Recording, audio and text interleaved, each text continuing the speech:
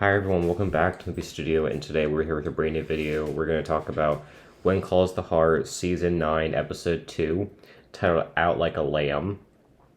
And this was had a lot going on in the episode 2. We found out who the next mayor is in Hope Valley. We got some resolution to the Nathan's injuries and what happened there. We're just getting kind of like everyone progressing as characters. What did you think of the episode? I thought it was a pretty good episode. I mean, I don't think I thought a whole bunch happened, but it was a decent episode. I think I probably liked it better than the premiere overall. There's still some characters that I'm just either confused or I'm not interested in their storylines, but for the majority, I'm still liking these storylines better than last season's, I think. Okay, so we kind of had the big cliffhanger from last week that Nathan got in a hit and run.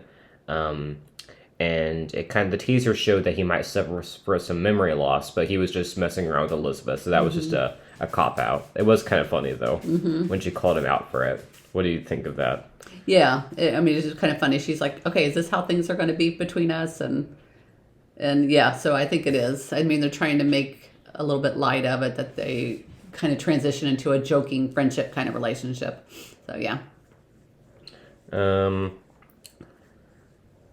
So he is going to be on a week of bed rest, so he gets Lucas to start running his errands for him and to get him ice cream several times in a row. It was pretty funny. We kind of saw more of a playful side of Nathan, because when you think about it, all of last season, he was so, like, sad. He wasn't really happy. I mean, his only happy scenes were with Allie, because Elizabeth kept breaking his heart over and over again. Right. So I guess it is nice that we're seeing him start to lighten up. Yeah. And it's going to be interesting because they more than once implied that this might not have been an accident. So Yeah, I think they kind of set up a mixture with these Pinkerton guys at the end of last season. I think they could easily be connected with this for sure. I don't see what else it would be. I see even some fans speculate that Lucas might have been the one to hit him. I don't think so. Well, there's multiple reasons. Hopefully not. One, he was in that balloon with Elizabeth when it happened. Right. And two, that would ruin the whole everything. Yeah, Elizabeth would be really mad at him, and yeah, he's not willing to do that. It's those Elizabeth and Nathan fans who are still upset about it. They come up with these wild theories. Okay, so let's talk about Mei Su. Well, first of all, Nathan asked Elizabeth to check on Newton and try to help him get back to his usual self, but he freaks immediately when he sees Elizabeth. So it turns out Mei Su is like really good with horses. It's like the Amy Fleming from Heartland. What do you think of it? Yeah, she definitely seemed like she had a gentle touch and was able to go in and begin to treat Newton. So that was good. Yeah. And she asked Bill for help to get out of a rough situation that she's in. Something probably related to her husband or whoever this Jeffrey Lewis guy who's supposed to be the pharmacist is. Yes. And I guess Bill's going to help her out with that. So we still don't know much about Mei Su, but probably the most intriguing character that's been on the show in a long time. So probably. So, and then there's an interesting moment where Ned's trying to talk to her, asking, but why, where is your husband? Like trying to get more answers out of her. And she says, it doesn't really matter because I'm here now and I'm willing to be the pharmacist, but would you have hired me if you knew I was a woman? Right. I was like, geez. I mean, I know that that was like a thing back then, different back then for sure. I'm just surprised she kind of called him out on it. What do you think of that? Well, I think it's great. I mean, you're starting to see women be more bold in that time period, so it's really cool. Yeah. Kind of like Fiona. Yeah, I like Fiona. We'll talk about Fiona later, but Yeah. Okay, so we kind of get some results to the mayoral race. We were rooting for Lee, right? To win, because all of last season his only thing was trying to find his passion. Yeah. So, and he finally decided at the end his passion was going to be becoming mayor. And then Hickam and Bill just decided they were going to run. It was probably more of just to add more candidates, but out of all of them, it seemed like Lee was his heart was in it, was in becoming mayor. So we were really hoping it would be Lee. At first, it's kind of funny because they're so shocked. Florence and Ned are so shocked at the results they have to do a recount. They weren't expecting those results, and it turns out that the mayor is actually Hickam, Mike Hickam, and he was definitely kind of like the dark horse or the underdog or whatever you want to call it in this election race. Because yeah, what do you think of him being the new mayor? Well, I didn't expect it for one, and he definitely doesn't seem like the likely candidate. I mean, we'll see. I mean, so far he kind of stumbles over his words and isn't able to speak very clearly and profoundly for himself. But maybe we'll be surprised. Yeah, maybe I guess it was kind of funny when he was like jumping up and down when he found out where it was, and Bill Yeah. and Lee were just like, "No, get out of here! Like we don't care." And yeah, so it is kind of sad that like Lee didn't make it, but we'll talk about Rosemary and Lee later because they actually have a good moment. And then he does say he's going to resign from Gowan Petroleum to avoid some conflicts, and he gives all shares to Fiona. His shares to Fiona. It says the company needs you, Fiona.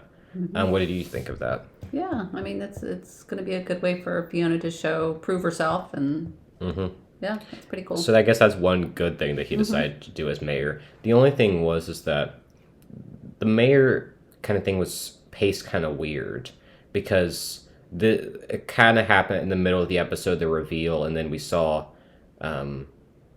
Like I thought it would be like an end of episode thing, but I don't know. And we kind of then cut to the end where they're all at church. Also, I really liked that they were all at church. Yeah.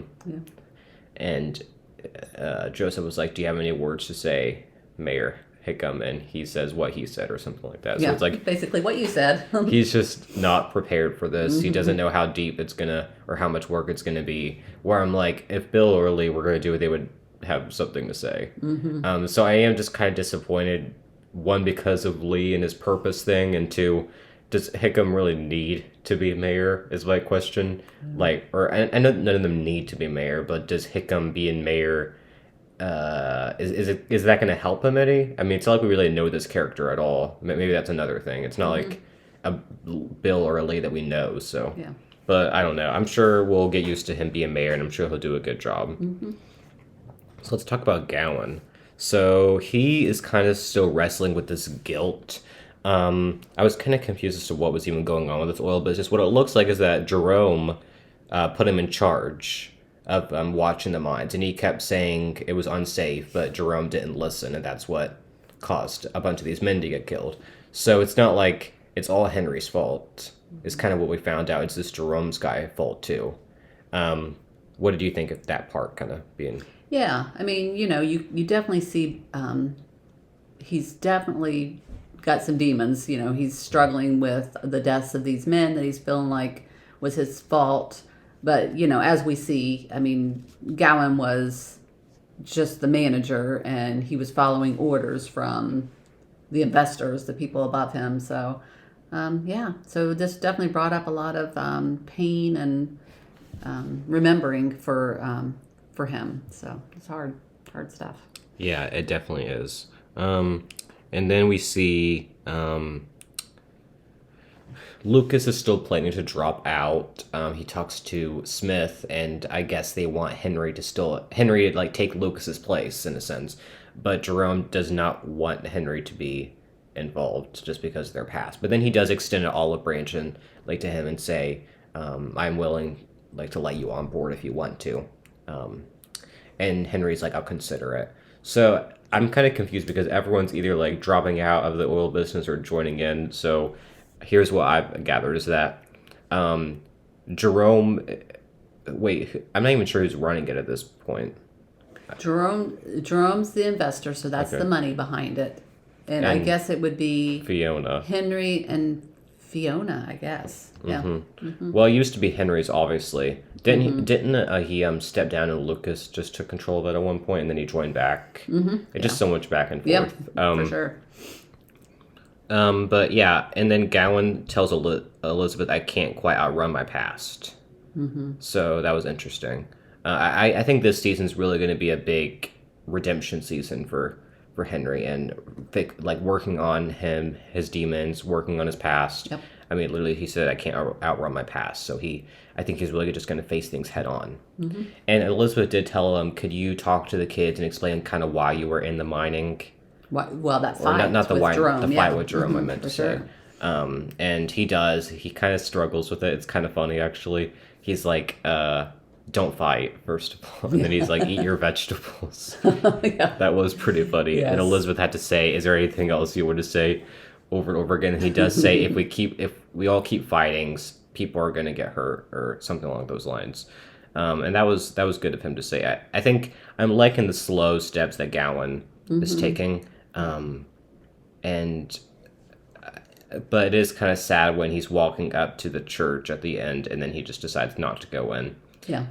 He's definitely struggling, but it is good that he's thinking in a positive direction. Yeah. Yeah.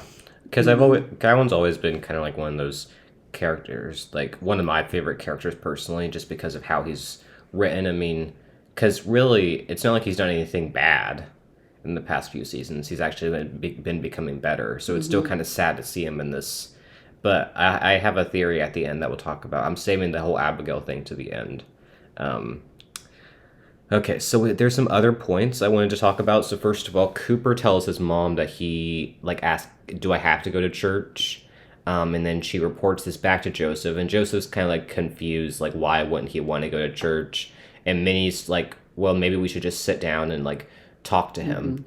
So they're kind of like not like arguing, but they're kind of at a little bit of a disagreement. Definitely. What do you think of this? Definitely a disagreement. She's kind of like, let's not push him.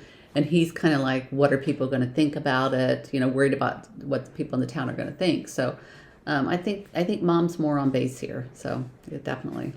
Well, I mean, in Joseph's defense, he's just the new pastor. He wants his family to attend. They want to fit in there. It isn't interesting, just the whole pastor and the pastor's son connection. I'm really glad they're introducing that a pastor's family. I think it's what the town needs. I don't know, because I really like that storyline. I'm interested to see. I wonder, because the first episode kind of showed this Cooper kid like misbehaving. I wonder if they're still going to go in that direction or not, or if that was just like a one episode thing. Another thing is Robert and Angela were talking or like becoming friends, and she even wrote on the back of his bike. Do you think that's just gonna be a friendship, or do you think there could be something else? It's hard there? to say. It really is. We'll wait and see. We'll probably, whenever Alec comes back, she'll be jealous. There might be a little bit of a love triangle there. You hope so, huh? Well, there's no love triangles in the show anymore. I mean, that is a good thing. Obviously, nothing can be as bad as the Elizabeth, Lucas, and Nathan, though. No. That's something we could agree on. So yeah, Lee's kind of struggling after losing the election. I just felt so bad for Lee. He even said, "I felt like I finally found my purpose." It was just so sad. And and Rosemary obviously still loves him, but I'm like, I'm not a big fan. I mean, sure, it's good that she's gonna have him involved in the newspaper, but it still felt like a cheap way because I really wanted Lee to be mayor, and the fact that like they just are gonna now keep him in Rosemary's business, and it's like this is still Rosemary's business. So I'm like, Lee still hasn't found his purpose. Is what's sad. What do you think? I mean, I think it's a stepping stone to something, probably. So it gives him something to do in the time being. So yeah, I'm okay with it. I'm just still upset. Yeah. But maybe they'll still give him a good storyline though, and maybe he can find his purpose. I just don't want it to be this thing where. Well, no, remember that scene that we watched? It's not, I guess it's like a later episode, and they were kind of experiencing tension, the two of them. It was like a scene the week before, I'm pretty sure. I'm not sure. I think we watched it on TV, I pulled it up, and it was a scene where Lucas and Nathan were racing, and the whole town was there, and Rosemary and Lee were kind of having like this like weird tension. Okay. So it'll be interesting to see where that goes, but at least Rosemary is still on Lee's side. So we also have Elizabeth tells Lucas to maybe focus more on the little moments in their relationship rather than grand gestures of affection. What do you think of that? Yeah, I mean, he's used to being showy, and she just wants him to be simple with things. Take a step back and just be sweet. And I think he does kind of learn his. He's learning. Yeah, I think it's a good lesson that they're learning together. I guess I like their relationship a little bit more. Maybe each episode will grow to appreciate them more. Obviously, I'm still not at the point where I'm like shipping them, but. And then we have this kind of like weird scene where Fiona like runs into a carriage with Jerome, and they leave town. Yeah, that was a little strange. So we'll see where that's going to go. Fiona's always like leaving. Spontaneous she is. Yeah, it's like this is like the second or third time she just randomly left town with like no explanation. Yeah. I mean, I'm sure. Well, no, she will be back, obviously, for many reasons. One being is that she was in that scene at the race. It's just like really random. And then we find Gowan does say that his son Christopher is engaged to Lee's niece Rachel. We find that out, so that's kind of cool. And then the last thing I wanted to say was the whole Abigail thing. Elizabeth does say it meant more to her than you'll ever know that you drove out to see her. It almost sounds like I guess things didn't work out. Yeah. He probably maybe confessed his feelings for her, and she didn't. I wonder if they'll. I mean, well, a part of me really wants Abigail to be in it, and for her and Gowan too, but I don't think that's going to happen. Right. Not in When Calls the Heart. Nope. When Hope Calls, they have potential if they wanted to do that, but I still don't think. I don't know. I think Gowan, the actor who plays Gowan, wants to. He really likes being on the show. He really likes being involved in Hallmark, and GAC Family, I don't think is his as a lot of actors where they want to go. I don't think. I think Hallmark is just a big, market for your shows to be on. So yeah, that was interesting. I kind of like perked up when they were talking about Abigail. One complaint I kind of have about this season so far is that it still kind of feels choppy in the way that it's edited. It just quick scenes, and it's okay to have like a few of those. It just I don't know. I mean, it's definitely better than last season. The choppiness is just, it's still kind of like there. And I think it might just be because it's a new creator. They're still getting used to stuff. It just like the heartfelt moments are only like a few in every episode. And then there's just like some random like scenes. I mean, let's not forget episode 1 where Gowan breaks into his office with a hammer. It was, what do you think of that? Yeah, I think I agree with you as well on that. So hopefully it'll smooth out and get better as the season goes on. It's choppy, but that's kind of all we have to say. A good episode. I think we like it a little bit better than the premiere, but looks like next week it's gonna be all about Elizabeth's book being released, specifically about Nathan and his reactions to being the heartbreaker in it, kind of, and the Mountie. And it looks like he's intrigued by Maisu, and Florence tells him not to think too fast. But let's not forget, Maisu might be married, so we don't want like a forbidden affair going on or whatever. Not on this show. Nope. But anyways, anything else you want to say? That's it. So yeah, we'll be back next week to talk about season 9, episode 3. So bye everyone.